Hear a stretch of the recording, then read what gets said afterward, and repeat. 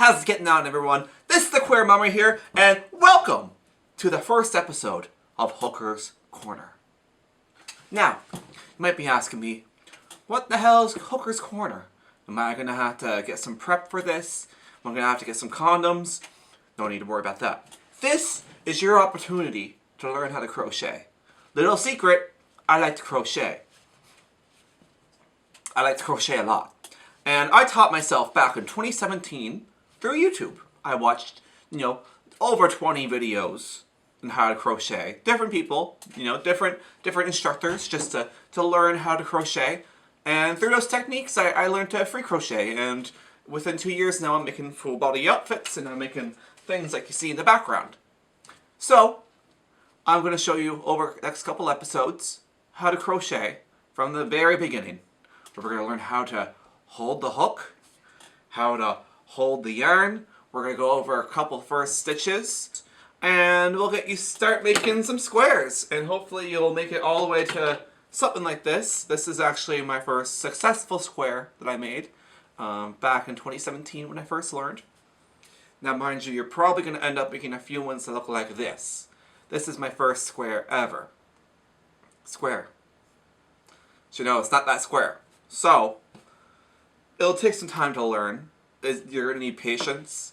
You're going to need probably a bottle or a few of wine. Not all at once. This is going to be over multiple days. You're going to learn this and practice until you feel like you can make a square without looking at the video, do it off by heart, and then we can transfer on to something else. So, we're going to go over exactly what you're going to need, and let's get hooking! So, let's go over the basic things you're going to need for crochet. So first of all, you're going to need a crochet hook. So I have two examples right here. So when you're starting off, some people will go back and forth between whether you should choose something that's wooden, like this one here. This is just a nitpick one that I actually kind of really enjoy. And then this is a metal one here. I forget the brand name, but I did get this in, I believe it was Nova Scotia. Anyway, this is a metal one, and it has this rubber grip. So it's a good one to grip onto, and it's a pretty comfortable one.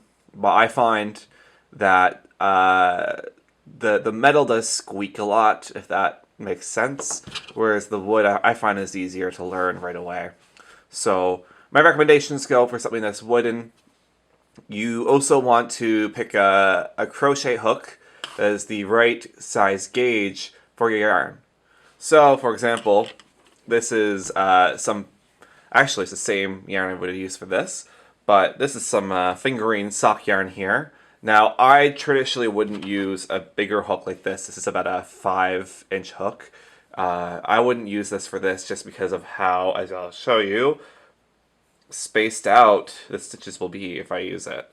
So you can see this is a very thin yarn. They're quite spaced out. So you do want to choose something that's going to be, a little bit easier to crochet with. So this, I would use a smaller hook, something like, this is a 3.75. This would be pretty good. Even a little bit smaller would be good. So even a 3.5 or a 3. Even a 4. I've used 4 with this yarn. So I'm going to use something that's weighed for this yarn. For this hook here, and that's this leftover here. This is actually some Briggs & Little, and this is a nice wool.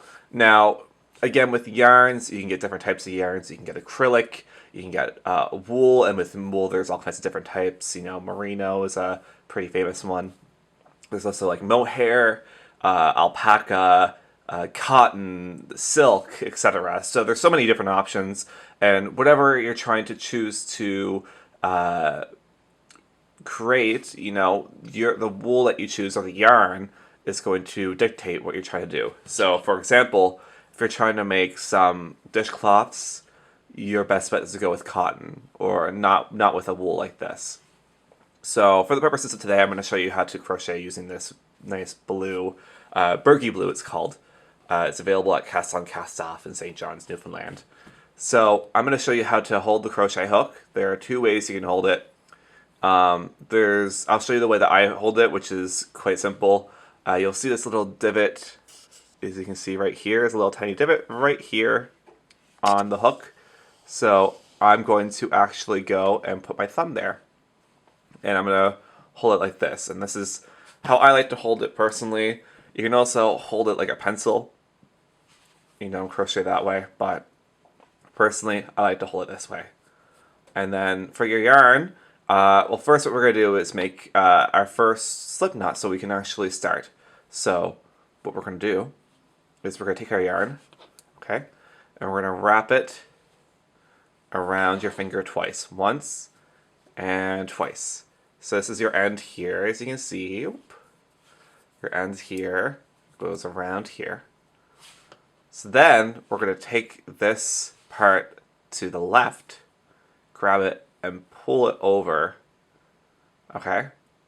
And then we're going to grab the part we just pulled over, the one we just pulled over, sorry. Grab that and pull it over our finger. And what that does, it creates a little slip knot. If I just pull this string, boop, there you go. I can slip my crochet hook right in there, pull that, and there you go. That's how I can start off easily. So now that I have this on here, I'm going to show you how to hold the yarn. So I like to take my yarn, wrap it around my pinky, okay, and it goes up to this finger here, your index, and down. Okay, and then I like to use my middle finger and my thumb and pitch the tail and sometimes the knot as well right there. If you find that you're slipping a little bit, you don't like the tension of this at all, what you can do is double wrap it. This will help kind of tug on the yarn a little bit more. I would probably recommend this for beginners because they tend to not hold on to the yarn as well or keep their tension, because you want to try to maintain the same tension on this string the whole time you're crocheting, because that will determine how tight your stitches are, and you don't want your stitches to be too tight or else you'll have a problem trying to get your hook into the stitch. So now that we have our hook into a slip knot and our yarn put around our hands, it's time to do our first stitch, which is called the chain stitch. So what we're going to do, this is actually quite simple. So we're going to learn a new technique, and that's called yarn over. So with yarn over, we kind of move our finger up so we can wrap the yarn around the hook clockwise. So you can see here's my yarn before, my yarn over, I wrap it a little bit, and that will actually sort of activate this hook. So you can see that it kind of slips into the hook there. And then what I'm going to do is just take my hook and pull very gently through that hole, through the stitch, and that's our first chain stitch. So we'll do that again. We yarn over and we pull through. Do it again, yarn over and pull through. Okay, this is a quite simple stitch. This is the most fundamental stitch that you'll need to know. Again, you yarn over and you pull through. If you're someone who is just learning the basic, again, it's like almost like you're wrapping around and pulling through, okay? So yarn over and pull through. And I recommend that you keep doing this just to get the flow of it. What you want to do is do a couple of them, do like a foot long chain, as we call it, of chain stitches. So just keep at it. And what you'd want to do is take a look. I'm going to zoom in a bit. There you go. So you want to try to make sure that your stitches are about the same size.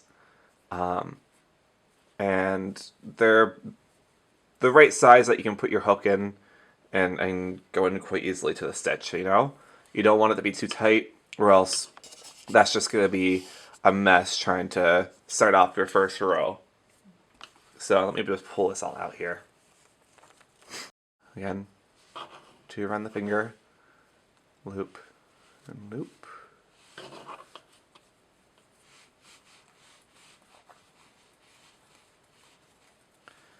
So you can see that makes that chain. And it's nice and bouncy, it has a bit of stretch to it. And actually, I personally like to use these chains.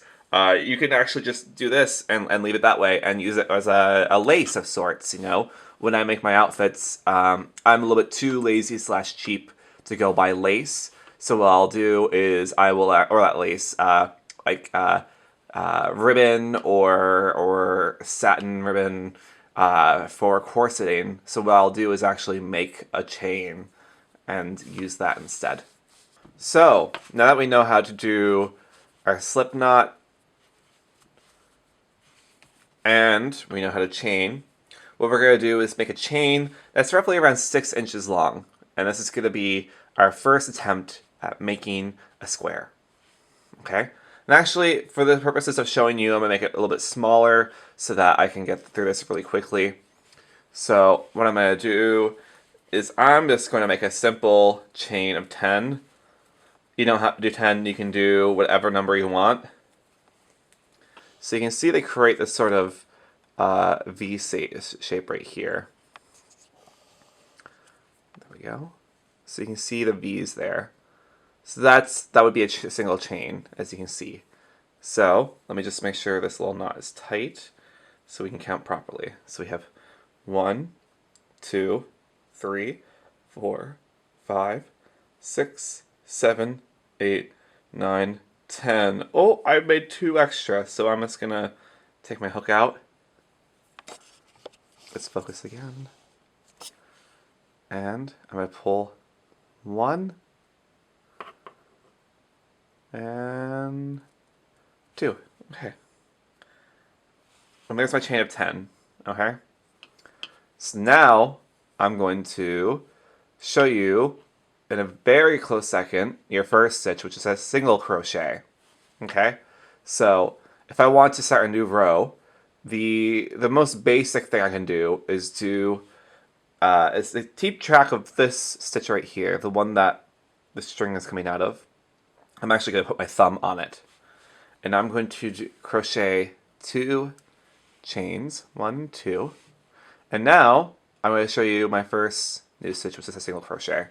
So what I'm going to do is I'm actually going to go into this stitch here. Oop.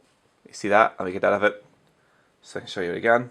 And I'm going to pop my hook in. Oop. So you can see that there is 2. There's 2 strands per se on top, and there's 1 on bottom. So I'm in the stitch. Now, what I'm going to do is I'm going to yarn over, which is actually kind of happening automatically. So I yarn over and grab with the hook the yarn and pull that through the stitch. What will happen? So now we have 2 loops on our hook. So our next step is to take our hook, to yarn over again, and to pull through those 2 loops, 1 and 2. And that's our first single crochet, okay? So now I'm going to show you again. I have my stitch right here. I'm going to put my hook through it. I'm going to yarn over and grab that with my hook and pull it back through the stitch. Now I have my 2 stitches here, my 2 loops. I'm going to yarn over and I'm going to pull through. Again, we'll do that one more time. Very slowly. We're going to put our stitch through. We're going to yarn over, grab it again, and pull through. Yarn over and pull through the 2 loops. So as you can see, this is creating our first row. Again, through the rabbit hole, yarn over and pull back through the rabbit hole. We're going to yarn over and pull through. Do it again.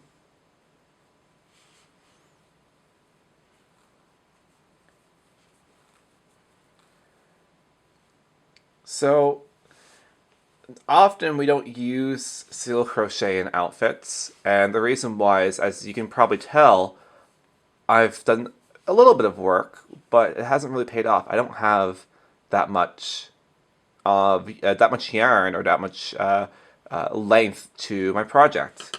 What happens with single crochet is that it kind of keeps your crochet quite tight, and it's perfect actually for making shapes such as spheres or cubes, making very tight crochet. And the other stitches we're going to do, as I finish this row here, as I pull through, I'm done this row. The other stitches we're going to do, we're going to show you how you can use those to make clothing. So for example, this, I guess I have glove sort of situation I'm wearing. You can see the stitches are kind of big in comparison to these stitches here. And these are actually what's called double crochet. And we'll go over this in a bit. But what we're going to do is we're going to, because we finish our row, we're going to chain 2. 1 and 2. And we're going to take a crochet and flip it. Okay? Now, since we just started on that stitch, that was our last stitch we did before our chain 2, these two chain stitches we just did act as our, essentially our single crochet for this stitch. So we're going to actually go into the stitch next to it. So if I actually bring this up closer, you can see our 2 little lines here, a V. We're actually going to go through here so that we have the 2 V's on top. We're going to yarn over and pull through. And now we're just going to do the single crochet on this row as well. So we're going to flip over. Again, we'll just keep at it. Oh, see, I just accidentally grabbed one of the loops, so I'm actually going to go back and make sure I have both of those, have that V in there. Because otherwise, what would happen is that I would only be going into one part of a stitch, and that's actually somehow that you can create ribbing. So you can technically take your hook and put it through the stitch so that you're only grabbing one of those little loops, but that's going to cause a rib effect on your crochet. And it might be something that you want to do in the future, but for now, just focus on hanging those 2 V loops up there. Okay? And we're approaching the end of the row. I have 2 more stitches to go. I have 1. And our last one, which is a little bit more difficult for this row. Put that through. Okay. And there you go. And if I want to do another row, I would just do my chain 2 and flip the yarn. And then go into the stitch next to it. And keep at it. And it's as simple as that. Okay, and now let's say that I've finished making my beautiful square and I want to, use it now for, I don't know, a dishcloth or a face wipe. What I would do, if I'm done this row here, and let's say I'm done crocheting, what I would do is I would go and chain 1, and then I'm going to take my scissors, I'm going to either cut down here, and now what I'm going to do is just take my hook and pull that string through. And what that does is it creates a knot, and now I have my crochet project. Obviously I can't use this for much, but again, if you just make a couple more rows, you could make something like a nice little makeup wipe to wipe your face after beating that mug all night, So that's really the basics with single crochet. The next episode, or next part, I'm going to cover going over double crochet. I'm also going to go over treble crochet. And I'm also going to go half double crochet, which is a sort of in between a single crochet and a double crochet. So stay tuned, and yeah. So that covers the Hookless Corner for this episode. I hope you all had a lot of fun. If you're feeling a little bit frustrated, just remember that it takes time to learn to crochet. Have patience. Go slow and just relax. Probably not the first time you heard that either. So, just remember that to take breaks in between your crochet sessions. It's always good to stretch those fingers a bit. It's good to stretch those wrists and to relax those eyes. So either go for a nice walk where you can look at things at a distance, or something that you're not looking up things up close. You know, it's not good to do that for long extended periods. You can catch me on Instagram at @thequeermummer, as well here on YouTube at @thequeermummer. If you have any questions, feel free to drop them in the comment section below or DM me on Instagram, and I will try to help you as fast as I possibly can. Have a great day, and all the best.